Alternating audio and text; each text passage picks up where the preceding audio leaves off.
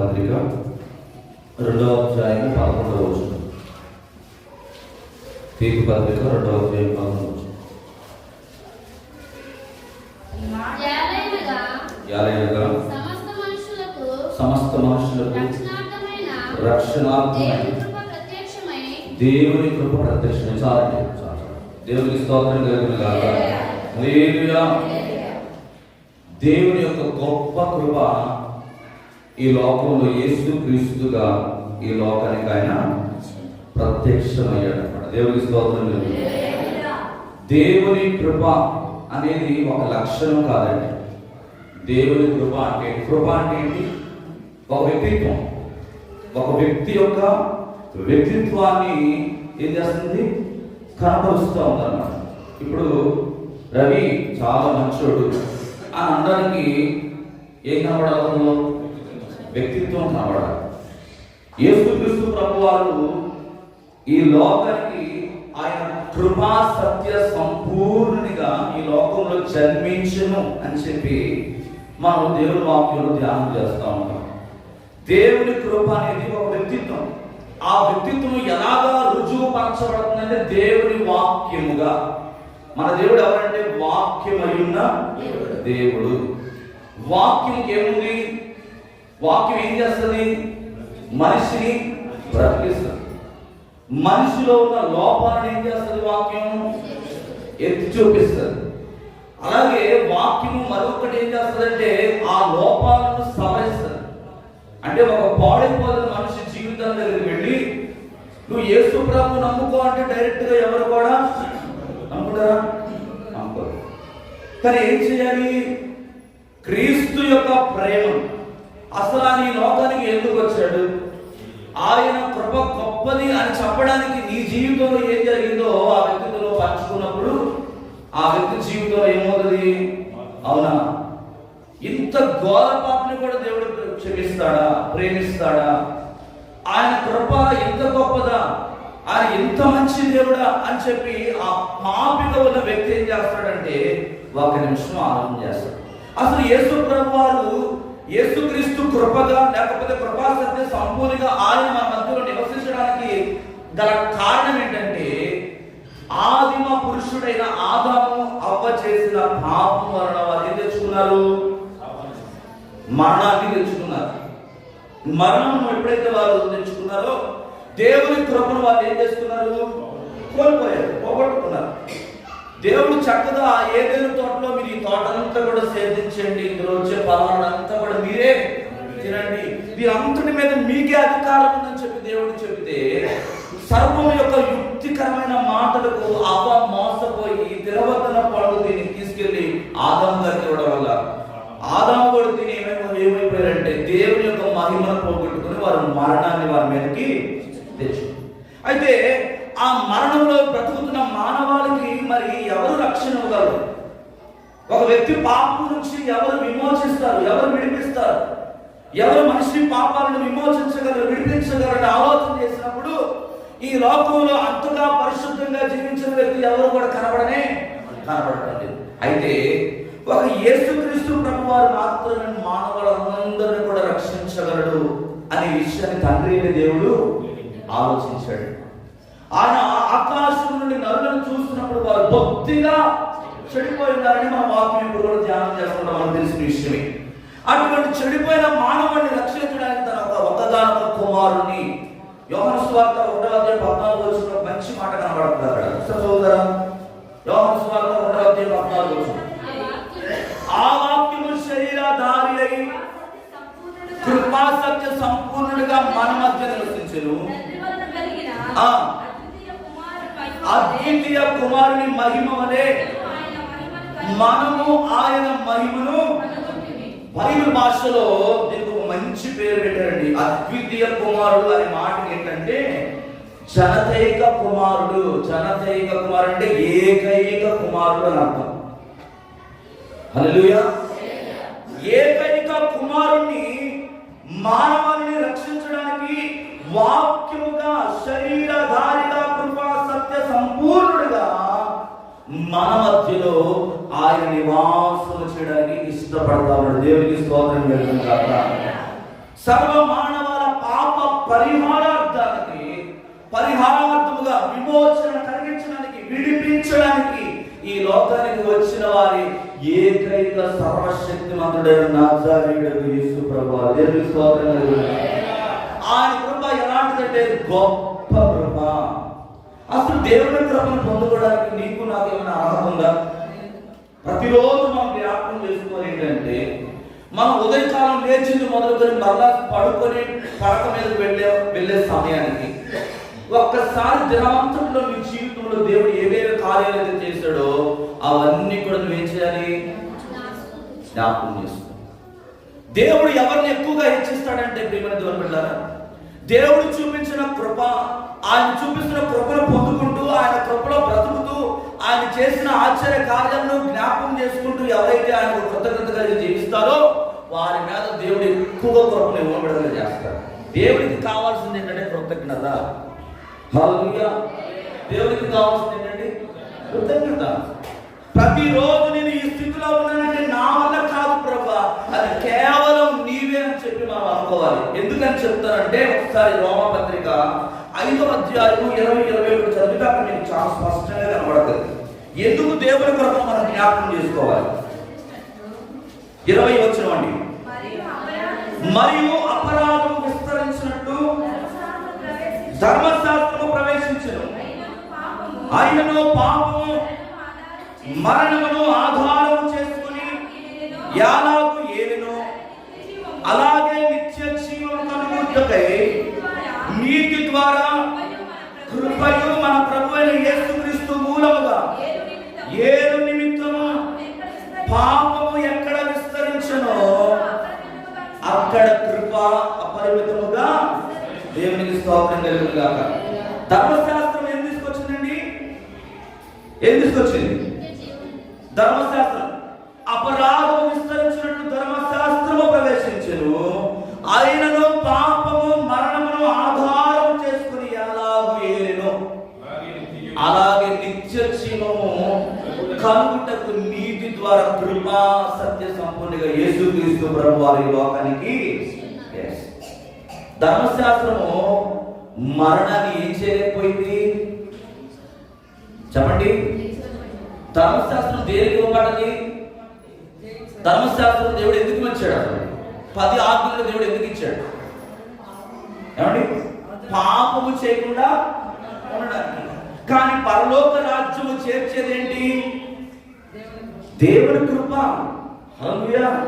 ఈరోజు సమస్త మానవాళ్ళు దేవుణ్ణి, ఆ రారాజైన యేసుక్రీస్తును కొనియాడుచున్నారంటే ధర్మశాస్త్రము ఒకప్పుడు మనిషిని ఏం చేసిందంటే, ఇదిగో నువ్వు ఏదైతే తప్పు చేస్తావో ఆ తప్పును నువ్వు మరి ఆ తప్పు నుంచి నువ్వు విడిపించబడాలంటే, ఆ పాపం నుంచి నువ్వు విడిపించబడాలంటే ఒక క్రయధనముగా ఏదైనా నువ్వు దేవుని సన్నిధిలో చెల్లించాలి. అంటే మానవుడికి ఏమైపోయింది అంటే, పాపం చేస్తే ఏదో కానిచ్చేస్తే పాపానికి ప్రాయశ్చిత్తం అనేది కలిగింది. అలా కానిస్తున్నాడు, మళ్ళీ ఏం చేస్తున్నాడు? పాపం చేస్తా ఉన్నాడు. కానీ ఈ మానవుని యొక్క దురుద్దేశంతో కూడిన ఆలోచనలన్నింటినీ పరిశుద్ధాత్మ దేవుడు ప్రత్యక్షంగా చూచి ఒక పరిష్కారం ఇవ్వడానికి కుమారుని యేసుక్రీస్తు ప్రభువాని ఒక్కసారి సమస్త మానవాళి కొరకు ఆయన కలవరసలో తన రక్తాన్ని చిందించి తన ప్రాణాన్ని అర్పించి ఒకేసారి ఏం చేశాడు? పాపము మీద ఉన్న అధికారాన్ని మొత్తం ఆయన తీసుకుని నీకు ఇచ్చాడు, కృపనిచ్చాడు, రక్షణ ఇచ్చాడు. ఈ రోజు నువ్వు ధైర్యంగా దేవుడి దగ్గరికి రావడానికి దేవుడు నీకు సహాయము చేశాడు. కృప పాపము చేయడానికి లైసెన్స్ కాదు. కృప ఎప్పుడు కూడా నీకు ఎందుకు ఇవ్వబడ్డదంటే, ఏ నీతి లేకపోయినా, ఏ యోగ్యత లేకపోయినా కృపని ఏం చేస్తుందంటే అర్హుడిగా ఎంచుకున్నది. దేవుడికి స్తోత్రం కలుగును గాక.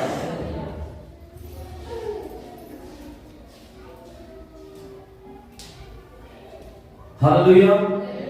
కృప మనకి ఎందుకు ఇవ్వబడ్డదంటే, పనికిరాని మనల్ని తన ప్రేమ చేత ఆయన ఏం చేస్తున్నాడంటే, తన సన్నిధిలో ధైర్యముగా నిలబడి ఆయన ఆరాధించే గొప్ప ఆధిక్యత మాకు ఇవ్వడానికి సమస్త మానవాళి కొరకు యేసుక్రీస్తు ప్రభువారు ఆయన కలవరసలో మన కొరకు మరణించాడు. తీతు రాసిన పత్రిక మనం చదువుకున్నాం. 2వ అధ్యాయం 11వ వచనం అంటాడు, సమస్త మనుషులు రామాడతామండి, సమస్త మనుషులకు రక్షణార్థమైన హల్లెలూయా, సమస్త మానవులకండి. ఈ భూమి మీద ఉన్న దాదాపుగా 147 కోట్ల మంది ఆంధ్రప్రదేశ్ లో ఉంటున్న జనాభా 147 కోట్ల మందికి రక్షణార్థమైన దేవుని కృపగా ఆయన ఈ భూమి మీద ప్రత్యక్షత పరచబడ్డాడు. దేవునికి స్తోత్రం కలుగును.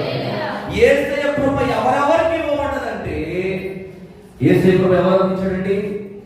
పేదవాళ్ళకి, ధనవంతులకి, వృద్ధులకు, యవన స్త్రీలకు, పురుషులకు, మరి ప్రతి ఒక్కరికి, యూదులు కాని ప్రతి ఒక్కరికి, విగ్రహ ఆరాధన చేస్తున్న హైందవ ప్రతి సోదరికి దేవుడు ఏం చేశాడండి?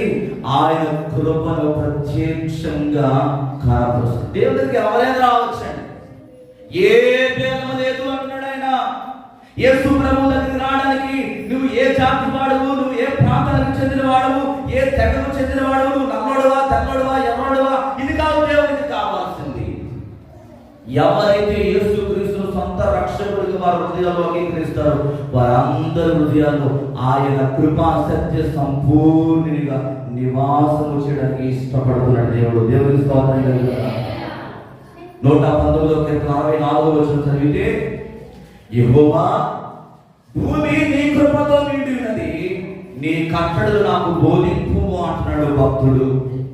మోషే గారు రాస్తూ మాట్లాడుతున్న అద్భుతమైన మాట ఏంటంటే, దేవునితో చెప్తున్నాడు, యెహోవా ఈ భూమి అంతా కూడా దేనితో నింపబడ్డదయ్యా? నీ కృపతో నింపబడ్డది. నీ కృప లేకపోతే ఈ భూమి, ఈ ఆకాశం, ఈ నేల, ఈ భూమి మీద ఏది కూడా బ్రతకనే బ్రతక. ఈ రోజు ప్రతి చెట్టు, పుట్ట, గాలి, నీరు, అగ్ని అన్ని కూడా బ్రతుకుతున్నాయంటే అది కేవలము, కానీ మనిషికి అర్థం కావట్లేదు. దేవుని స్తోత్రం కలుగును. మనిషి అనుకుంటున్నాడు కదా, ఇదంతా కూడా నా సొంత తెలివితేటలు చెడ్డని సంపాదించుకున్న జ్ఞానం అనుకుంటున్నాడు. కానీ భక్తుడైన మోషే గారు మాట్లాడుతున్న మాట ఏంటంటే, దేవుడితో చెప్తున్నాడు, యెహోవా ఈ భూమి అంతా కూడా నీ కృపతో నిండినది. అవును, నీ కట్టడలు నాకు ప్రతిరోజు,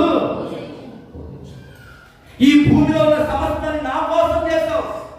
పనికిరాని మానవుడి కొరకు, చెత్తలో చెత్త లాంటి వాడినైనా నా కొరకు, దుమ్ములో దుమ్ము లాంటి నా కొరకు ఇంత గొప్ప సృష్టిని నువ్వు చేసి నాకు ఇచ్చావు కనుక నీ కట్టడలు నాకు బోధించుము. మనం అనగలమా? ఈ ప్రార్థన ప్రతిరోజు చేయాలండి. మనం ఎందుకు పనికిరాని నా జీవితంలో ఇన్ని సౌకర్యాలు ఇచ్చావు, ఇంత గొప్ప ఆధిక్యత నాకు ఇచ్చావు, నిన్ను పాడి కనపరిచే యోగ్యత నాకు ఇచ్చావు, ఇంత చక్కని మందిరం ఇచ్చావు, ఇంత సహవాసం ఇచ్చావు, నేను ఏ పార్టీ వాడను, నాకు నీ కట్టడను బోధించుము అని నువ్వు ఎప్పుడైనా ప్రార్థన చేయగలుగుతున్నావా? ప్రశ్న. హల్లెలూయా. దేవుడు ఇచ్చిన కృప మనం ఏం తెలుసా?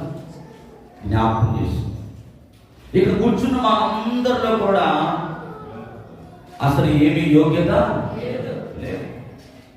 రవ్వంత యోగ్యత లేకపోయినప్పటికీ ఈ రోజు దేవుడిని ఎంత గొప్ప ఆధిక్యత ఇచ్చాడు.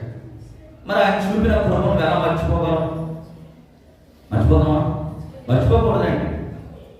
చిన్న చిన్న విషయాల్లో, అనవసరమైన విషయాల్లో మనం ఎప్పుడు కూడా మన మనసును పాడు చేసుకోకుండా, మోషే ఎలాగైతే నీ కట్టడలు నాకు బోధింపు అని అన్నాడో మనము కూడా ప్రతిరోజు కూడా దేవుని దగ్గరికి ప్రార్థించాలి. యెషయా గ్రంథం 6:3 అంటాడు, వారు సైన్యములకు అధిపతి యెహోవా పరిశుద్ధుడు, పరిశుద్ధుడు, పరిశుద్ధుడు, సర్వలోకము ఆయన మహిమతో నిండి ఉన్నదని గొప్ప స్వరముతో ఏం చేశారంట? గాన ప్రతిగానం. ఒకరు పాట పాడితే ఇంకొకరు ముక్కులో ఏలుబడి తిప్పుకుంటా ఉంటారు, చెవులో ఏలుబడి తిప్పుకుంటా ఉంటారు, చదువుకుంటా ఉంటారు, లేదా ఆలోచన చూస్తాడు, ర్యాంకింగ్లో ఎవడవుతున్నాడు, ఎవరు ఇదే బాగా అంతేనా? మరి అలాగే నువ్వు దేవుని కృప పొందుకోగలవు. కృప కృప కృప కృప నా మీద యేసయ్యా యేసయ్యా నీ కృప దిగిరావాలి, నీ కృప దిగిరావాలి. వచ్చేస్తున్నా ఊగిపోయినంత మాత్రాన, పెద్ద పెద్ద కలిసినంత మాత్రాన, గుడలని చెప్పుకున్నంత మాత్రాన కృప రాదు. కృప రావాలంటే ఏం చేయాలి? ఆయన కట్టడలు, ఆయన విధులను మనం అనుసరించాలి. సర్వలోకమంతా కూడా ఏం చేస్తారంట? పరిశుద్ధుడు పరిశుద్ధుడు పరిశుద్ధుడు అని గాన ప్రతిగానాలు చేస్తూ ఉన్నారంట. మనము కూడా గాన ప్రతిగానాలు చేయాలి. దేవుడిని ఆరాధించే విషయంలో ఎప్పుడు కూడా సిగ్గుపడకూడదు. ఎక్కడ సిగ్గుపడాలంటే భోజనం దగ్గర సిగ్గుపడాలి, తిండి దగ్గర. హల్లెలూయా, అవునా కదా? భోజనాలు పెట్టే దగ్గర సిగ్గుపడాలి తినడానికి. అంతేగాని ప్రభువును ఆరాధించే విషయంలో నువ్వు ఎప్పుడు కూడా సిగ్గుపడకూడదు. గాన ప్రతిగానాలు. సైన్యములకు అధిపతి అయిన దేవుడైన ఈ భూమి మీద ఎందుకు పనికిరాని మన ద్వారా ఆయన ఆరాధింపబడాలని ఆశపడతాడు. అదే గొప్ప కృప నీకు ఇవ్వబడ్డది. హల్లెలూయా. ఆ గొప్ప కృపను ఎప్పుడు కూడా దుర్వినియోగము.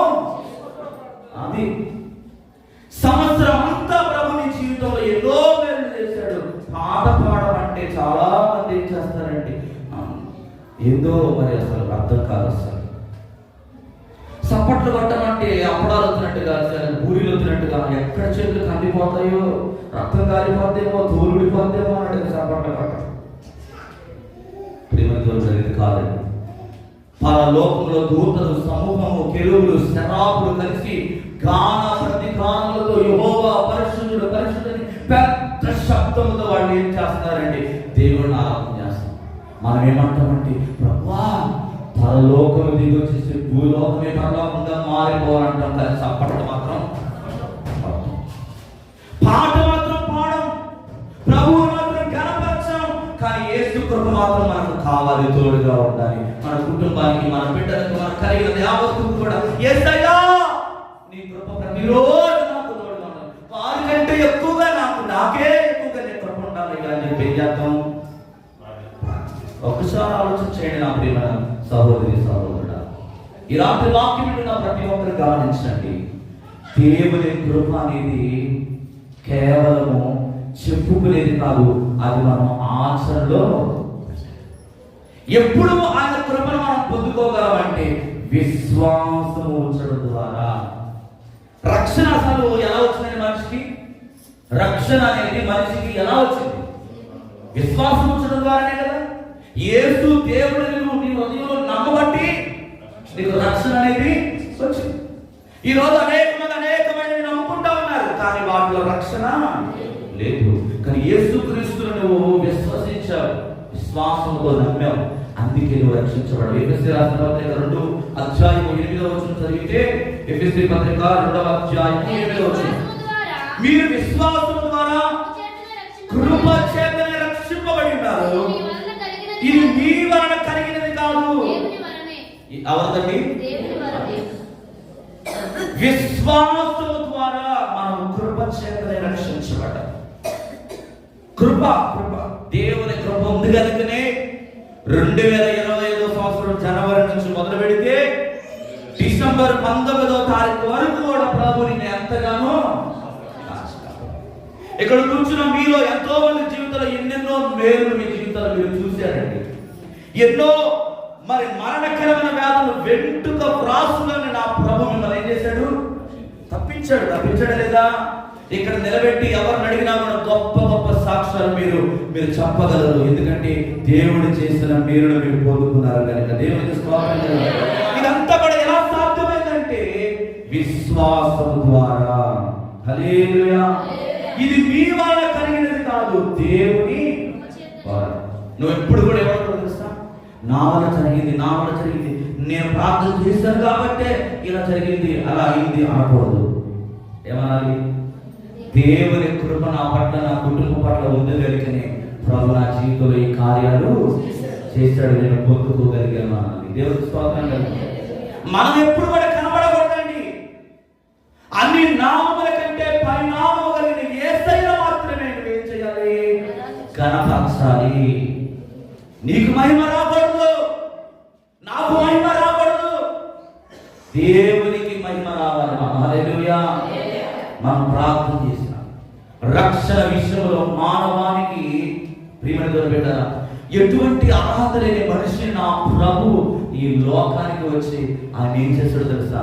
తన రక్తాన్ని చిందించి మనందరినీ కూడా రక్షించాడు విశ్వాసం ద్వారా. మనం రక్షించబడాలి. తీతు అంటాడు 3:6 తీతు రాసిన పత్రిక 3:6 చదివితే ఒక మాట, మనమాయన కృప వలన నీతిమంతులమని తీర్చబడి నిత్య జీవమును గురించిన నిరీక్షణ బట్టి దానికి వారసులమగుటకై ఆ పరిశుద్ధాత్మను మన రక్షకుడైన యేసుక్రీస్తు ద్వారా ఆయన మన మీద ఏం కుమ్మరించాడు? సమృద్ధిగా కుమ్మరించాడు కృపను. దేవునికి స్తోత్రం కలుగుగాక. ఎవరి వలనంటే ఆయన కృప వలన నీతిమంతుడుగా తీర్చబడ్డావు. నీ నీతిని బట్టి కాదు, నీవు చేసే భక్తిని బట్టి కాదు, నీవు ఇచ్చే కాదు ధర్మ కార్యములను బట్టి కానే కాదు. ఆయన నీతిమంతుడు కనుక ఆ నీతిమంతుడైన యేసుక్రీస్తు కార్చిన రక్తము వలన నీవు నిత్య జీవములోనికి నడిపించబడ్డావు. నిరీక్షణ లేని నీ జీవితంలో నా యేసయ్య నిరీక్షను కలగజేశాడు, నిన్ను వారసునిగా చేశాడు. దేవునికి స్తోత్రం కలుగుగాక. ఎందుకు పనికిరాని నీ జీవితాన్ని, అర్థం కాని నీ జీవితంలో అర్థవంతమైన బ్రతుకు బ్రతకడానికి ప్రభువు నీకు ఆలోచన అనుగ్రహించాడు. ఆయన నీతిమంతుడు కనుక దేవునికి స్తోత్రం కలుగుగాక. హల్లెలూయా. ఆ పరిశుద్ధాత్మ మన రక్షకుడైన యేసుక్రీస్తు ద్వారా మన మీద ప్రతిరోజు కూడా సమృద్ధిగా కుమ్మరిస్తాడు. ఎంతమంది అనుభవిస్తున్నారు? పొందుకుంటారా సమృద్ధిగా? పొందుకుంటే నువ్వు ధన్యురాలు. ఈ లోకంలో మనం సంపాదించుకోవాల్సింది ఏంటంటే దేవుని కృపను సంపాదించుకోవాలి. నీ డబ్బు, నీ ఆస్తి, నీ పాస్తి, నీ మంగళాలు, బంగారం అంతా కూడా ఒకరోజు నీ భూమి మీద విడిచిపెట్టేసేయాలి. ఏది కూడా నీతో రాదు. కానీ ఏదైనా నీతో వస్తుందంటే దేవుని కృప. నువ్వు సంపాదించుకున్న ఆయన నీతి, ఆయన సమాధానము, ఆయన పరిశుద్ధత అది ఏం చేస్తుందంటే పరలోక రాజ్యములో నేను తీసుకొని వెళ్తాను. దేవుని స్తోత్రం. దాన్ని సంపాదించుకోవాలి. చివరిగా యోహాను సువార్త 1:16 అంటాడు, ఆయన పరిపూర్ణతలో నుండి మనమందరం కృప వెంబడి కృపను, పాప విముక్తి ద్వారా మనుషులను రక్షించిన కృప వారిని విడిచిపెట్టేది కానీ కదా వారిలోనే ఉండేది. దేవుని కృప ఎలాంటిదండి? ఒక రోజు ఉండి మరొక రోజు విడిచిపెట్టి పోయేది కాదు, శాశ్వత కాలం. భూమి మార్పు నొందినను, సముద్రము పొంగు ఘోషించినను, పర్వతములు తొలగినను, నా కృప నిన్ను విడిచిపోదన్నాడు. ఆయన కృప ఎప్పుడు కూడా మనం విడిచిపోయేది కానే కాదండి. దేవునికి స్తోత్రం కలుగుగాక. ఆయన కృప ఎలాంటిదంటే మనల్ని బలపరిచేది. కృప వెంబడి కృప అనే పదాల యొక్క గ్రీకు భావం ఏంటంటే అస్తమానం కూడా అంటే ఒక నది, ఒక వాగు ఎలాగైతే ప్రవహిస్తూ ఉంటుందో దేవుని కృప కూడా ప్రవహించే నది లాంటిది అన్నమాట. హల్లెలూయా. దేవుని కృప ఒక్క దగ్గర ఉండిపోయేది కాదు, ఒక్కరికే పరిమితమైనది కానే కాదు. ఇది మంచోడు కాబట్టి వీడికే కృప ఎక్కువగా చూపించాలని అనేది కానే కాదు. వాడు చెడ్డవాడైనా, వాడు దుర్మార్గుడైనా, దుర్మార్గురాలైనా ప్రతి ఒక్కరికి కూడా సమపాడముగా ఏకముగా నా యేసయ్య తన కృపను కనపరిచే దేవుడు. దేవునికి స్తోత్రం కలుగుగాక. చివరికి ఒక మాట చెప్పి ప్రార్థన చేస్తాను. రోమపత్రిక 5:15 చివరికి చదివితే, రోమపత్రిక 5:15 అమ్మ చదవండి. అయితే అపరాధము కలిగినట్టు కృపావరము కలగలేదు. ఎట్లనగా ఒకరి అపరాధము వలన అనేకులు చనిపోయిన ఎడల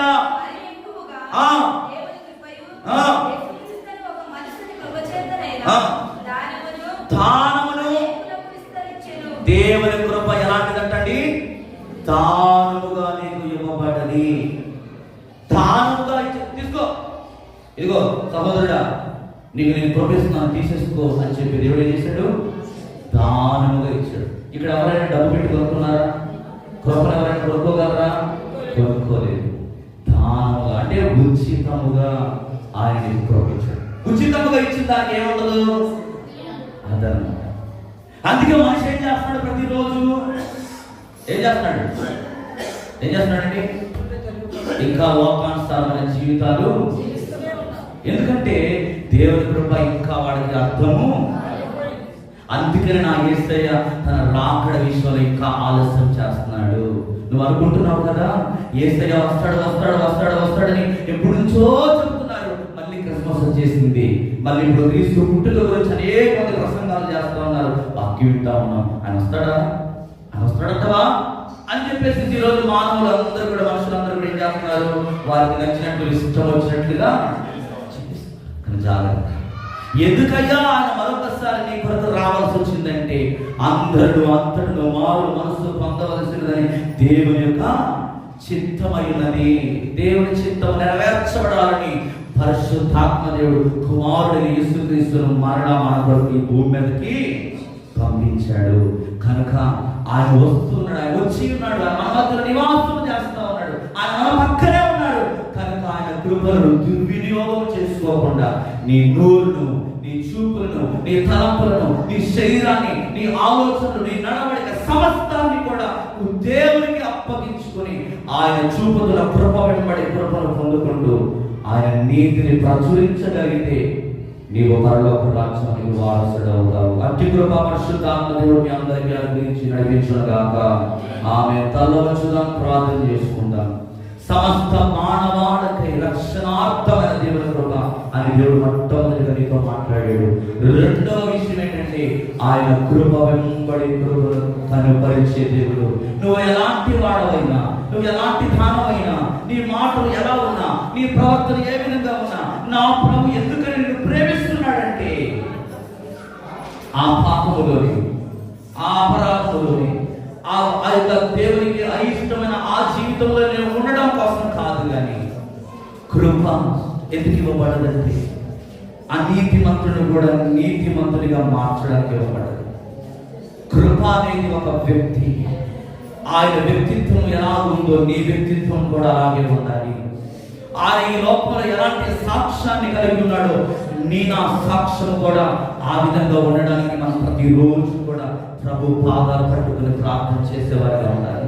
దేవుడు కృప చూపుతున్నాడు కదా అని చెప్పేసి నీ ఇష్టం వచ్చినట్లుగా నువ్వు జీవిస్తే జాగ్రత్త నా సహోదరి సహోదరుడు. దేవుడు సమస్తాన్ని చూస్తూ ఉన్నాడు. ఆయన ముందు నువ్వు ఏది కూడా దాయలేవు. ఆయన దగ్గర నుంచి నువ్వు దూరంగా పారిపోదామని అనుకున్నా కూడా అది ఎక్కడున్నా కూడా నువ్వు తీసుకొని వస్తాడు ఆయన.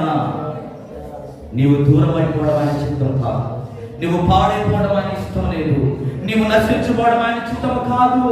నీవు రక్షింపబడాలి, నీ కుటుంబం రక్షింపబడాలి, నువ్వు సమృద్ధిని అనుభవించాలి, శాంతిని సమాధానమును అనుభవించడం కోసం నా ప్రభు సమాధానకర్తగా ఈ లోకానికి వచ్చాడు, ఆలోచనకర్తగా ఈ లోకానికి వచ్చాడు, అద్వితీయ ఏకైక జగదైక కుమారుడిగా ఈ లోకంలో పుట్టాడు ఆయన. ఆయన పుట్టుకలో పరిశుద్ధత ఉంది, ఆయన నీతి కలిగిన దేవుడు కనుక మనము కూడా సమస్త మానవాళి కొరకు మనం ప్రార్థించేవారిగా ఉండాలి, మొర్రపెట్టేవారిగా ఉండాలి. యేసయ్య ఇచ్చిన కృపను బట్టి అనేకుల కొరకు ప్రార్థన చేయాలి. ఎవరైతే కృపలో లేరో, ఎవరైతే దుర్మార్గులుగా జీవిస్తున్నారో, పాపములో ఉంటున్నారో, కృప పొందుకున్న నీవు ప్రతిరోజు వారి కొరకు కన్నీరు దాచే వ్యక్తిగా ఉంటే ఇంకా నీ మీద అధికమైన కృపను నా ప్రభు కనపరచడానికి సిద్ధంగా ఉన్నాడు. యేసయ్యా నీకు వందనాలు ప్రభువా. నువ్వు ఎంత మంచి దేవుడవు నాయన, ఎంత ప్రేమ కలిగిన దేవుడవు నాయన, ఎంత జాలి కలిగిన దేవుడవు నాయన. నీ కృప చాలా గొప్పది ప్రభువా, గొప్ప దేవుడవు నాయన. నీవు ఆకాశ మహాకాశంలో పట్టజాలని దేవుడవు నాయన. కెరూబులు, శరాబులు, 24 పెద్దలు, 4 జీవులు నిత్యము పరిశుద్ధుడు పరిశుద్ధుడు పరిశుద్ధుడని ఇదిగో కోట్ల కొలది సమూహమంతా కూడా గాన ప్రతిగానలతో సకల లోకము నీ మహిమను అయ్యా తండ్రి పొగుడుతా ఉన్నాయి, నేను ఆరాధిస్తా ఉన్నాయి. కానీ నీ పోలికలో, నీ స్వారూప్యంలో తయారు చేయబడిన మానవుడు మాత్రం ఆయన ఆ కృపను పొందుకుంటూ నిన్ను స్తుతించలేకపోతున్నారయ్యా, నిన్ను గణపరచలేకపోతున్నారయ్యా. నిన్ను గణపరిచే విషయంలో తండ్రి గొడవలు పెట్టుకుంటా ఉన్నారయ్యా, అసమాధానంతో జీవిస్తున్నారయ్యా, శాంతి లేని వారిగా ఉంటున్నారయ్యా. అయ్యా దయచేసి ప్రతి ఒక్కరిని క్షమించండి ప్రభువా. నువ్వు చూపుతున్న కృపను ప్రతిరోజు నాయన ప్రభు వారి పడకల మీద వెళ్ళినప్పుడు, వారి ఒంటరిగా ఉన్నప్పుడు, వారి పనిలో ఉన్నప్పుడు, ప్రయాణంలో ఉన్నప్పుడు నీ కృపను జ్ఞాపకం చేసుకుని నీకు దగ్గరగా జీవించడానికి సహాయం ఇచ్చి అవునయ్యా, మేము ఏమై ఉన్నామని కేవలం నీ కృప అయ్యా. ఏ పాటి వారమైనా మేము తండ్రి, అబ్బా తండ్రి అని పిలిచే అర్హత లేని మా జీవితాల్లో ఇంత గొప్ప అవకాశం ఇచ్చావు. నీ మందిరంలో కూర్చునే ఆధిక్యత మాకు ఇచ్చావు నాయన. ఎక్కడెక్కడో తిరుగుతున్నాం అమ్మని, ఏవేవో పనులు చేస్తున్నాం అమ్మని, పాడైపోయిన మా జీవితాలను అయా, దుర్వాసన పడిన మా జీవితాలను ప్రభా నీవు రక్షించడానికి పరలోకం నుండి దిగి వచ్చిన గొప్ప దేవుడు అయినా. ఇదిగో నాయన తండ్రి, నీవు చూపిన ఈ ప్రేమను మేము మర్చిపోకుండా ప్రతిరోజు కూడా నీకు దగ్గరగా మేము జీవించడానికి సహాయం చేయించు. ప్రతి మానవుడి కొరకు, ప్రతి చెల్లి, అక్క, అన్న, తమ్ముడు కొరకు ప్రతిరోజు మేము అయ్యా మా మందిరంలో అయినా మా గృహములలో అయ్యా తండ్రి మా వ్యక్తిగత జీవితంలో నీ స్థలంలో ప్రార్థించడానికి నీ కృప మాకు దయచేయండి. ఇదిగో ఈ రాత్రి ఎంతమంది అయితే ఈ మాటలు విన్నారో ప్రభా, ఎంతమంది అయితే ఈ మాటలు వారి చెవిలో వింటా ఉన్నారో, యేసు నామములో ఇది మొదలుకొని ప్రతి ఒక్కరి జీవితంలో రక్షణ కార్యము జరుగుతుందని ప్రార్థన చేస్తున్నాను. నీ కృపను పోగొట్టుకునే వారిగా ఉండకుండా నీ కృపను దగ్గరగా నేను అనుభవించడానికి సహాయం చేయండి. పరిశుద్ధాత్మ దేవా నీకు వందనాలయ్యా. దయచేసి ప్రతి ఒక్కరిని మీరు క్షమించండి నాయన. ఏక మనసును ప్రతి ఒక్కరిని దయచేయండి అయా. ఏక ఆత్మ సంఘములో పనిచేయగా ప్రార్థన చేసి సహోదర ప్రేమ ప్రతి ఒక్కరిని దయచేయండి ప్రభా. నీకు వందనాలు. పరిశుద్ధాత్మ దేవా నీకు వందనాలు చేస్తున్నాను. నీ కృపను దయచేయండి. ఇదిగో యాత్రికాల సమయంలో అయ్యా మీరు ఆ కుటుంబాన్ని జ్ఞాపకం చేస్తున్నారు, తన భర్తను జ్ఞాపకం చేసుకోండి. ప్రేమించిన ముగ్గురు బిడ్డలు దీవించిన అయ్యా. ప్రదీప్ దూర ప్రాంతంలో ఉంటున్నాడు, తమ్ముడు చుట్టూ అగ్ని ప్రాకారం ఉంచండి. చేస్తున్న పని పాటలో తోడుగా ఉండండి. ఆ ఎత్తైన ప్రదేశంలో ఈ నెట్టు కడతా ఉండగా ఏ కీడు ఏ ప్రమాదం వాటకుండా నీ సన్నిధి తనకు తోడుగా ఉంచండి అయ్యా. నీ చిత్తమైతే త్వరగా మా మధ్యలోనికి రావడానికి మీరు కృప చూపించండి అయ్యా. అలాగే చాంబాబు జ్ఞాపకం చేసుకో. ఆ తమ్ముడు చదువులో మీరు తోడుగా ఉండండి అయ్యా. చక్కని పరలోక సంబంధించిన జ్ఞానం ఆ బిడ్డలు దయచేయండి. అలాగే సులోచనకు చెందిన ఆరోగ్యం దయచేయండి. ఆ బిడ్డ చదువులో తోడుగా ఉండండి తండ్రి. బిడ్డ మంచి భవిష్యత్తు మీరు దయచేయండి. మీడియా సిస్టమ్ దీవించిన ఆయన, తన గంపను దీవించిన ఆయన. ఇంకా ప్రార్థన ఆత్మను సంహరించండి. మందిరానికి రావడానికి సహాయం తెచ్చండి. అటు ఆటకాన్ని దూరపరచున భర్త ఏ దూరం మీద వెళ్తా ఉన్నాడు ఆ దూరం ద్వారా కుటుంబాన్ని దీవించిన ఆయన. ఆశీర్వదించు. వారు ప్రేమించిన ప్రవచనం మీ స్థానం తోడుగా వచ్చిన పరిశుద్ధాత్మ దేవా మీడియా ఇచ్చిన తోబట్టులను, అన్నదమ్ములను, అక్కచెల్లెలను, తల్లిదండ్రులను దీవించండి, ఆశీర్వదించండి. ఇదిగో తన భర్తకి ఇచ్చిన కుటుంబాన్ని కూడా దీవించండి, ఆశీర్వదించండి. అలాగే తండ్రి లోకనాథుని జ్ఞాపకం చేసుకోండి. సుజాత సిస్టర్ కుటుంబాన్ని జ్ఞాపకం చేసుకుని లోకనాథుని చక్కని ఆరోగ్యం దయచేయి. నీ సన్నిధిని ప్రేమించే మనసు తనకు దయచేయి ప్రభా. నీ సన్నిధికి రావడానికి ప్రేరేపణ దయచేయి ప్రభా. నీకు వందనాలు. ఎంతగానో ప్రాణాపాయం నుంచి తప్పించావు నాయన, నీకు వందనాలు. కుటుంబాన్ని దీవించండి. సుజాత సిస్టర్ కూడా చక్కని ఆరోగ్యం తెచ్చి తన ప్రేమించిన తల్లిదండ్రులను దీవించడం ఆశీర్వదించు. లోకనాథుని ఇచ్చిన కుటుంబాన్ని దీవించు. తన కుమారుడు మంచి ఆరోగ్యం దయచేయి. తనకి చక్కని ఆరోగ్యం దయచేయి ప్రభా. సంపూర్ణ బాబుతో నింపు. వారి ప్రేమించిన కుమార్తెను దీవించి వారి చదువులో చక్కని జ్ఞానాన్ని దయచేయి ప్రభా. అలాగే నేను జాన్ కుటుంబాన్ని జ్ఞాపకం చేస్తాను అయ్యా. జాన్ చక్కని ఆరోగ్యం దయచేయి. జాన్ చక్కని ఆరోగ్యం దయచేయి. నీ సన్నిధిని నడిపించు ప్రభా. సహోదరులతో మీరు మాట్లాడండి తండ్రి. నీకు వందనాలు. ఏ దోర మీద వెళ్తున్నాడో ఆ దోర ద్వారా కుమారుని పోషించున్నాను దీవించు. నమ్మకం చక్కని ఆరోగ్యం నుంచి ఆ తలలో ఉన్న నరం ఉంటండి. ఆ తలపోటు నుంచి విడుదల దయచేయండి ప్రభా. చక్కని ఆరోగ్యం విడుదల దయచేయండి. తన తల్లిని, తండ్రిని, తన తమ్ముని, అక్కచెల్లెలందరినీ కూడా దీవించునైనా ఆశీర్వదించు. వారి వ్యాపారాన్ని దీవించునైనా ఆశీర్వాదకరంగా దీవెనకరంగా వారిని బ్లెస్ చేయమని ప్రార్థన చేస్తున్నాడు. ఇదిగో రమ్యాన్ని చేసి దీవించిన బిడ్డలు మంచి భవిష్యత్తు తెచ్చింది. ఇదిగో నాయన ప్రభా జాన్ ఇచ్చిన తమ్ముడిద్దరు కూడా జ్ఞాపకం చేస్తుంది. చెల్లెలిద్దరు కూడా దీవించునైనా వారికి చక్కని భవిష్యత్తు తెచ్చేయండి. వారి ఆత్మల రక్షణ తెచ్చేయండి నాయన. ఇదిగో నా ప్రభుత్వం నీకు వందనాలు. దేవుడిని జ్ఞాపకం చేసుకో, బాబాని జ్ఞాపకం చేసుకో, రక్షణ తెచ్చేయండి. నీ సన్నిధిని నడిపించు అయ్యా. లోకంలో తిరుగుతున్నారయ్యా, వారితో మాట్లాడినైనా వారి రక్షణ తెచ్చి నిశ్చితమైతే వారి వ్యాపారం వల్ల ప్రారంభించుకోవడానికి సహాయం తెచ్చి వారి అప్పుల నుంచి వారికి విడుదల తెచ్చే ప్రభావ. కుటుంబంలో నెమ్మది సమాధానం తెచ్చే ప్రభావ. సర్వ సంఘాన్ని రాత్రి చెందులు అప్పగిస్తున్నాను. ప్రతి ఒక్కరికి మంచి దర్శనం తెచ్చి ఇక్కడ కూడిన ప్రతి బిడ్డలు పేరు దర్శించండి. మరొకసారి ఎలిజబెత్ అమ్మని జ్ఞాపకం చేసుకున్నాను. ఇదిగో తండ్రి 10 స్థలాల్లో కుక్కనని భయంకరంగా కలిసి ఆ గాయాన్ని మీరు మానపండి తనకి సంపూర్ణమైన ఆరోగ్యం తెచ్చి ఎటువంటి ఇన్ఫెక్షన్ అనేది రాకుండా సంపూర్ణమైన స్వస్థత నీ నామం పేరట తనకి కలుగులుగా ప్రార్థన చేస్తున్నాను. వృద్ధాప్యంలో ఉన్నారయ్యా, నీవే తోడునైనా నీవే ఇవే అన్ని ప్రభా బిడ్డలకు తోడుగా ఉండి నడిపించండి. జకరియా గారు చక్కని ఆరోగ్యం ఇచ్చి కుటుంబాన్ని దీవించు, ఆశీర్వదించు. వారు ప్రేమించిన కుమారులను కుమార్తెల కుటుంబాలను దీవించునని ఆశీర్వదించున్నాను. ఇదిగో నాయన ప్రభా బంగారం గారి కుటుంబాన్ని జ్ఞాపకం చేసుకో, వారి వ్యాపారాన్ని దీవించున్నాను. ఎంతమంది వ్యాపారం చేస్తూ ప్రతి ఒక్కరిని జ్ఞాపకం చేస్తూ లోడి కుమార్తె ప్రభుత్వం కోరడంలో స్వస్థపరిచిన బిడ్డ మంచి వారికి ఇదిగో ప్రభా మంది కూర్చొని జ్ఞాపకం చేసుకుని చక్కని పాపనిచ్చావు ప్రభా. ఆ బిడ్డకు తల్లికి బిడ్డకి ఇద్దరు కూడా చక్కని ఆరోగ్యం తెచ్చి, ప్రిస్కిలా కూడా చక్కని పాపనిచ్చావు. ప్రిస్కిలాకు తన పాపకు చక్కని ఆరోగ్యం తెచ్చి, ఇంకా ఎవరైతే డెలివరీ కొరకు వెయిట్ చేస్తా ఉన్నారో ప్రతి ఒక్కరికి నార్మల్ డెలివరీ తెచ్చి. ఇదిగో ప్రభా పిల్లలు లేక బాధపడుతున్నా అయ్యా భవాని గర్భాన్ని తెరవండి, పార్వతి గర్భాన్ని తెరవండి. ఇంకా ఎవరైతే సంఘంలో పిల్లలు లేక బాధపడుతున్నారు ప్రతి ఒక్కరి గర్భాన్ని తెరవండి. ఇదిగో దూర ప్రాంతంలో జ్యోతి గర్భాన్ని కూడా మీరు తెరవని ప్రార్థన చేస్తున్నారు. ప్రతి ఒక్కరికి నీ కృప కలుగునుగా. సర్వ సంఘానికి చేతులుగా పూజిస్తూ ఇదిగో ఈ వారం జరుగుతున్న కార్యక్రమంలో మీరు ఉండండి, కేరళ పార్టీలో మీరు ఉండండి. ప్రతి ఆటంకాన్ని దూరపరచండి. ఇదిగోనైనా ఆత్మీయ చక్కని ఆరోగ్యం తెచ్చి ఈ భారతమైన సేవ పోస్తుండగా ఎటువంటి భయం చింత ఎటువంటి ఆందోళనకు గురి కాకుండా సర్వశక్తివంతుడైన నీ నామం పేరని కుమార్తెలు నిండారుగా దీవించండి. చక్కని ఆయుధారోగ్యం తెచ్చి నూతన బలముతో నింపు, తన చిన్న యావత్తు తీసుకెళ్ళి చక్కని ఆరోగ్యం పరిశుద్ధాత్మ నింపుదలతో నడిపించమని ప్రార్థన చేస్తున్నారు. నాన్నగారు కూడా చక్కని ఆరోగ్యం ఇచ్చి వారి వ్యాపారాన్ని దీవించు, ప్రేమించిన కుమారులను కుమార్తె కుటుంబాన్ని దీవించున్నాయి. సర్వ సంఘానికి చేతులుగా దావిని కూడా మీరు బాగు చేయించడం, ఆ పాత్రగా కోరుకోవడానికి ప్రభు చూపించండి. ఈ స్థలం నడిపించండి. తన కుమారుడు పట్ల నిశ్చితమైన బయలుపరచండి. అలాగే రోజు మీరు పట్ల నిశ్చితమైన బయలుపరచండి. ఎవరైతే జాబ్ కొరకు ప్రయత్నం చేస్తున్నారో ప్రతి ఒక్కరికి ఉద్యోగం వచ్చుగా ప్రార్థన చేస్తున్నారు. మా భారతదేశాన్ని, ఒరిస్సా రాష్ట్రాన్ని ఈ చేతులుగా అప్పగిస్తున్నాం. ఈ రాత్రి శాంతి లేని వారికి శాంతి తెచ్చి, నెమ్మది లేని వారికి నెమ్మది తెచ్చేసి మంచి దర్శనాలు త్వరతో మీరు మాట్లాడి మీరు మైపోవాలి. సమస్త స్తుతి ఘనత మహిమ ప్రభువు నీకు ఆరోపిస్తూ నాజరేయుడైన యేసుక్రీస్తు నామములో ప్రార్థించి స్తుతించి ఈ మనవులన్నీ విశ్వాసంతో అడిగి పొందుకున్నాము తండ్రి. ఆమేన్. మన పరమతండ్రి దేవుని ప్రేమ, కుమారుడైన యేసుక్రీస్తు వారి కృప, పరిశుద్ధాత్మ దేవుని నిత్యమైన సమాధానము సన్నిధి ప్రార్థనలో తరలించి ఏకీభవించిన ప్రతి కుటుంబానికి, లోకంలో సకల పరిశుద్ధులకు, ఆత్మీయ కుటుంబానికి ఇప్పుడు ఎల్లప్పుడూ సదాకాలం తోడై నడిపించునుగాక. ఆమె రక్తమేచే శిలరక్తమేచే ప్రవేశం సంపూర్ణించు, అపవాదులను అంతనాశనం యేసు నామానికి జయము కలుగునుగాక. ఆమేన్. ఆమేన్. అందరికీ వందనాలండి. అందరికీ ప్రైజ్ లార్డ్.